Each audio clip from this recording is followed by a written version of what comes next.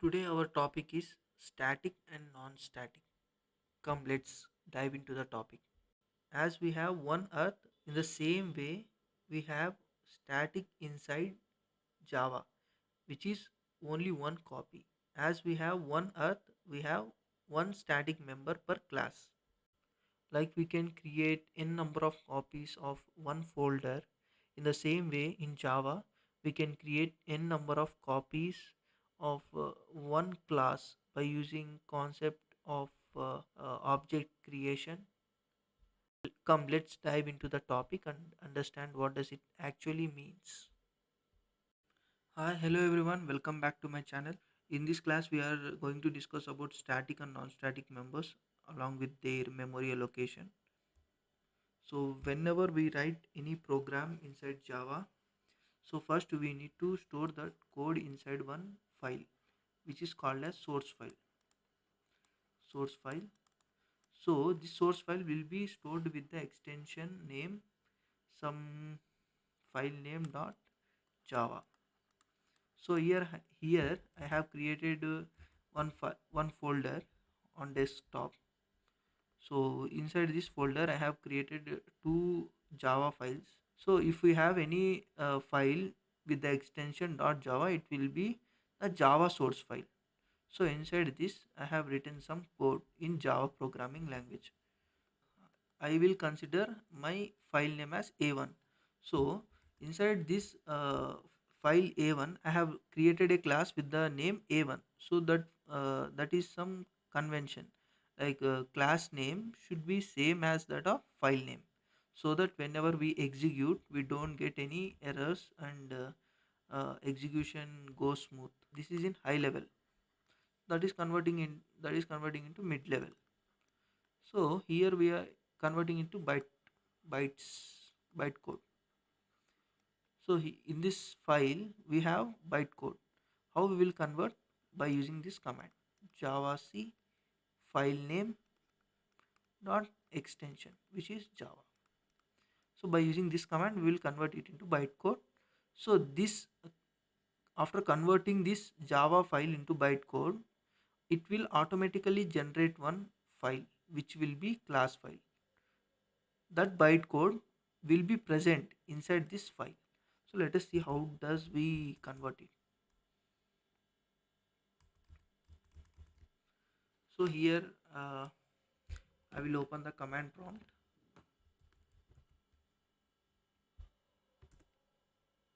So inside this I will go to that particular folder. Now we are inside F1 folder which I have shown. So inside this folder we have one Java file which is A1. We will try to compile it, right? How we can compile? By using this command which is javac file name a1.java. So now if you see here inside this folder, a class file has got generated, right? For a1 dot class as well as b1 dot class, both the class files got generated. Why? Because inside this a1 class I have used the b1 b1 class also. I am compiling the a1.java, but why b1.class file is getting created? I will explain that. Inside this file it will check for syntax and semantics. So during that time checking, it will come across this b1. So here this is a class, it will check for that particular class inside the particular folder which is f1. So it is present, so it will compile that particular class also, and it will create one same class file for that. Now we need to interpret it, means convert this byte code into the machine understandable language which is zeros and ones. So who will do that job? JVM will do that job. We need to call that particular JVM, right, to do that particular job which will be converting bytecode to machine understandable language. So for that we will be using command called as java class file name which has been created, that a1 dot class. So it will give me 30. It will give me 30. Why? Because I have added here inside this. So how this JVM is giving that value? See, let us understand that. So I have called JVM by using this command which I have written here, Java class name. So when I call JVM, this JVM will create one environment which is called as Java runtime environment. JRE will create one environment which is Java runtime environment. So inside this Java runtime environment, JVM will allocate some memory for the members of class. So if we have inside our class, if we have static members like static variable, static method, or any static member, they get stored inside class area. Class area. Along with that, if we have any inner classes, they also get stored inside class area. Along with that, constructor will also store inside class area. Heap area. Heap area. This area is basically used to store objects which we create. Like here inside our program, we have created one object by using new keyword, which is b1 ref equal to new b1. This is constructor b1 double brackets. See, I have created this object, right? So I will try to print that variable here.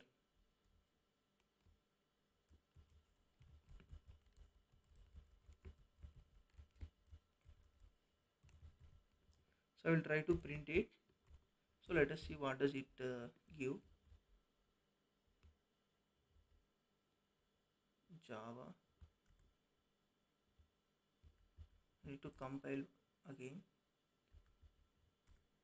So it is giving something like this: b1 at the rate 3fee733d. This is an address of our our object which is created inside heap area.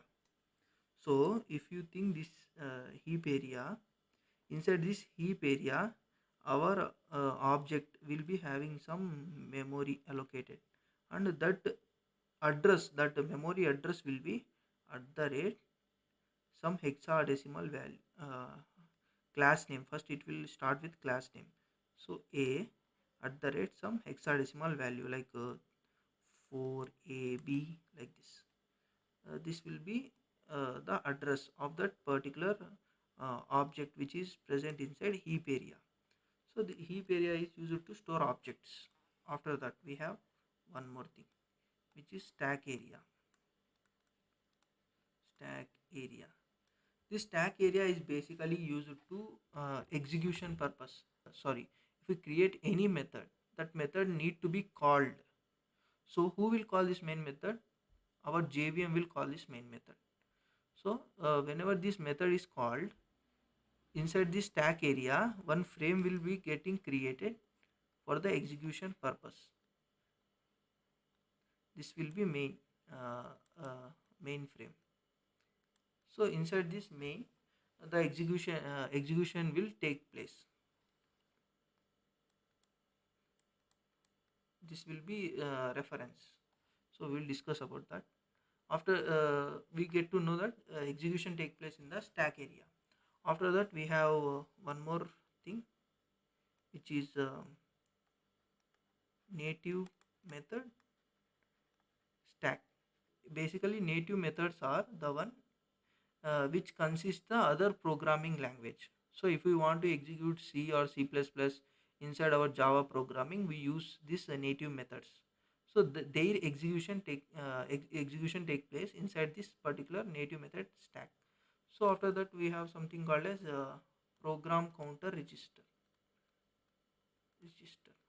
Okay, this is about the memory areas which are present inside the Java. So whenever we call the JVM, the JVM will create a runtime environment which will be containing all these things. It will check for the class path. First it will send the request. It will send the request. JVM will send the request to the class loader. Inside class loader we will be having three three basic class loaders. This is like system class loader, extensible class loader, extensible class loader. So that we have bootstrap class loader. JVM will send the request to the system class loader. Now the system class loader will delegate, means it will transfer that request to the extensible class loader. So this extensible class loader will also transfer that request to the bootstrap class loader. So as this system class loader is a subclass loader, for this extensible class loader is a parent class loader. For this extensible class loader, bootstrap class loader is the parent class loader. So this request gets delegated to its parent. This bootstrap class loader will search for that particular class which we have passed to the JVM, like Java A1. We have passed, right, this Java A1. So it will search whether that class is present inside our JRE JDK, and it will check in libraries, system libraries, standard libraries which are of Java.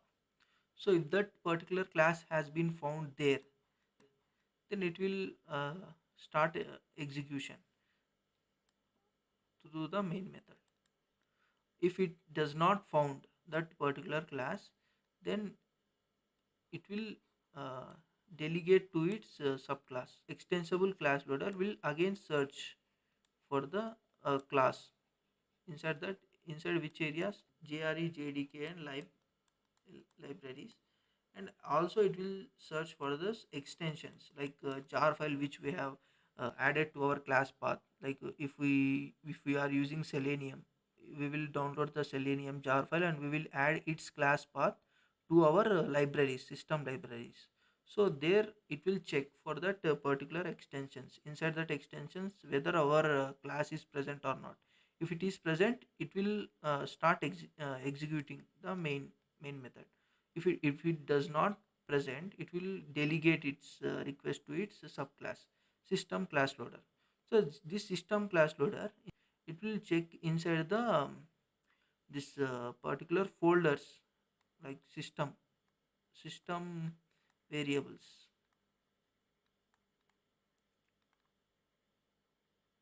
system variable path. Inside this system variable path, it will check whether that particular class is present inside that or not. So if the class is present, it will execute it. It will call the main method. If it does not find that class inside the system environment variable, then during that time it will throw one error, which is class not found error. Class not found. So this is the process of class loader, how the class loader will work. So if the class has been found, then that particular class will be loaded by the JVM, loaded into the class area. The class members will be loaded inside the class area. Like if I am having that Java A1, right, this A1 class members will be loaded inside class area. All the members of our class will be stored inside class area, right? This class area, all the members of class will be stored, like static variable which we are having here, static int x equal to 12. So this static variable of type int with the name x will be stored with the value 12. This statement is called as static declare and initialization statement. So this is static declare and initialization statement. Along with this, we can have one more initializer. Static static and open bracket. These both are initializers. Basically, these both are called as initializers. They get executed first. So this declare and initialization gets executed first within these two between these two initializers. This static declare and initialization get executed first. After that, this static block get executed. We have one non-static member, int ns equal to 7. So as I said, non-static members get their memory allocation inside heap area, right? So inside class area it does not get stored. Now again it will go and check that public static void main. This main method is of what type? Static type. So this also gets stored inside class area. main main method main method it will be stored. Its reference will be stored inside class area. So now after this, the loading process of class will be completed. So as we don't have any static members or inner classes or any constructor, the loading process of class will be done. Whenever JVM will call main method, where does this execution take place? Inside stack area. Inside stack area. Main method frame. As this is a main method frame, to access these particular static members inside this frame, it will get the its built-in reference pointing towards class area. So inside this main method, we are having first statement as int a equal to 10. These are local variables, so they only get executed inside this main frame only. After that, it don't will be, it will get destroyed when the frame gets destroyed. So int a equal to 10. So inside this uh, stack area, a block of memory will be created of int type with the name a, and it will store value 10. And again next line we have b equal to 20. So one more container get created of int type with the name b, and it will store 20. So next statement, system.out.println. So if you see here, system is a class in Java. So upon this class name, I am calling this dot out. This is a variable. Out is a variable in Java. So upon this out variable, I am calling this println method. So inside this method, println method, it will accept a parameter a plus b. So I am passing it. So simply you can say that I am adding this a plus b inside this main frame, a plus b. So inside a we have 10 and we have 20. It should give result 20, 30. So we are not storing this 30 anywhere. We are directly printing it, so that it is showing directly 30 inside our inside this particular uh, output console. Has printed it. After that, we are creating an object. So this is object of b1 type. So actually first it will check for the b1 class inside this particular class area. We don't have any b1 class here. So here we have here inside this we have b1 class, like b1 dot class, which will be having. So it will go there, and from there it will uh, access that member.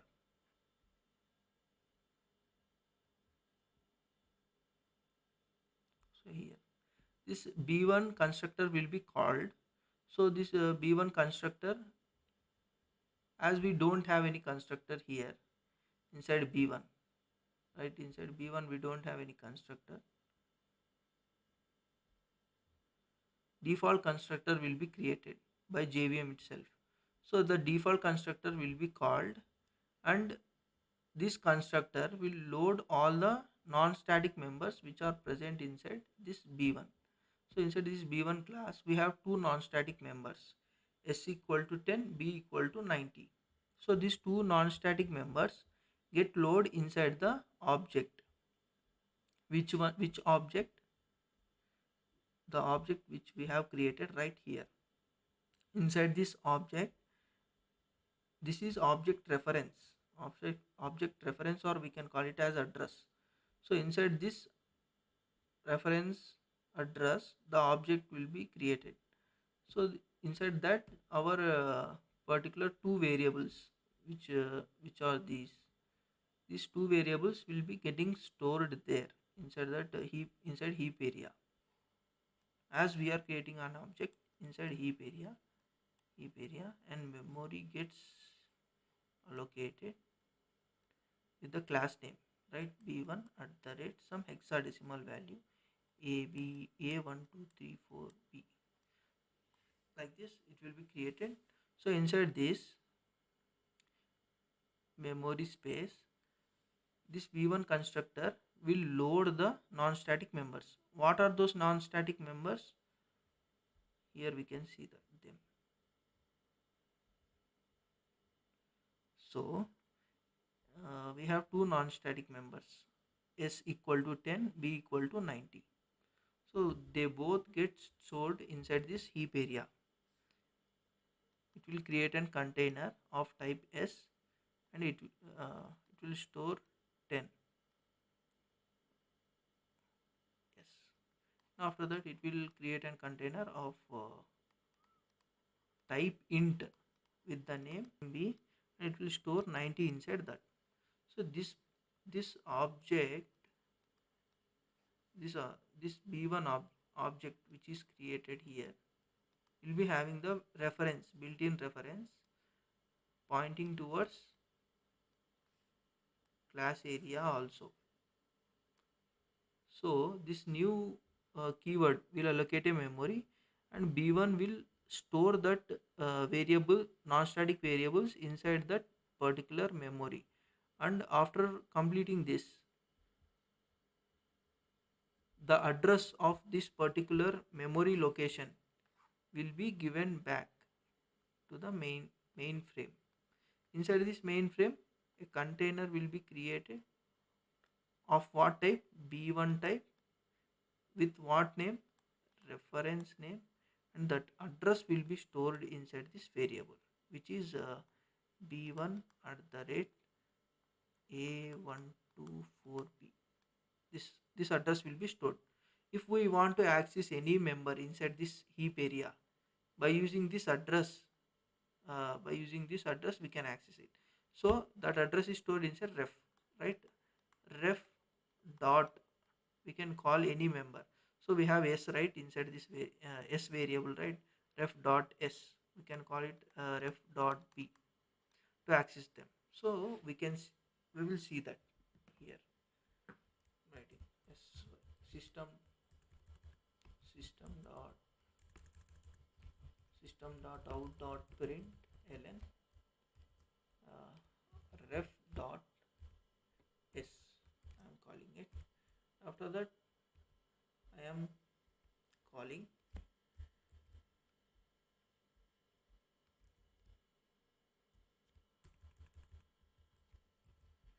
ref dot something, it is ref dot b. So let us see what will be the output.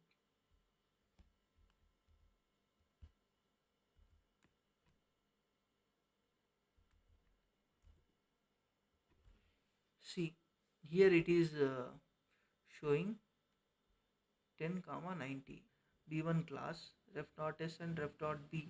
We are able to access them by using this object reference. Indirectly we can say that this 10 and 90 are stored inside this object which is having the address some b at the rate hexadecimal value. So in the same way, if we create one more method like public static void test, we have created this method. Inside this static method, I am calling static variable dot x.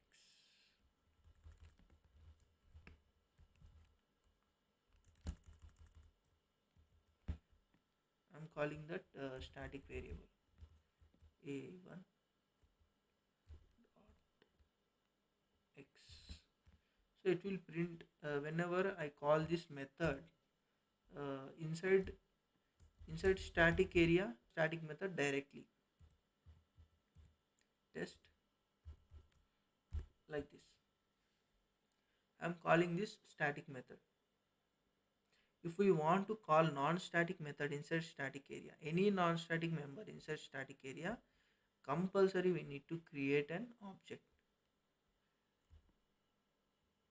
Inside this class, if I create any non-static method, public void test, the same name. If I create this method, so to access this method, non-static method, I need to use the object reference, which is this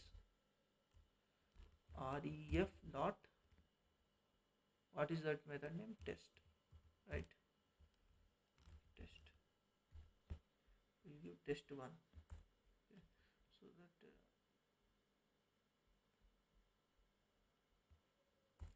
So that there will be no problem. Why? Because this is non-static method, that is static method. So I'm storing this and I will try to execute that. So it is giving us the output. So in this way we can call static and non-static members. Difference between static and non-static. Static members are one copy per class, whereas non-static members are n number of copies per class. Static members gets their memory allocation in class area or class static area, whereas non-static members gets their memory allocation inside heap area. Class static members execute only once per class, whereas non-static members get executed n number of times during runtime. We can access static members directly inside class static area, or we can access with the help of object reference also. We can access non-static members with the help of object reference only.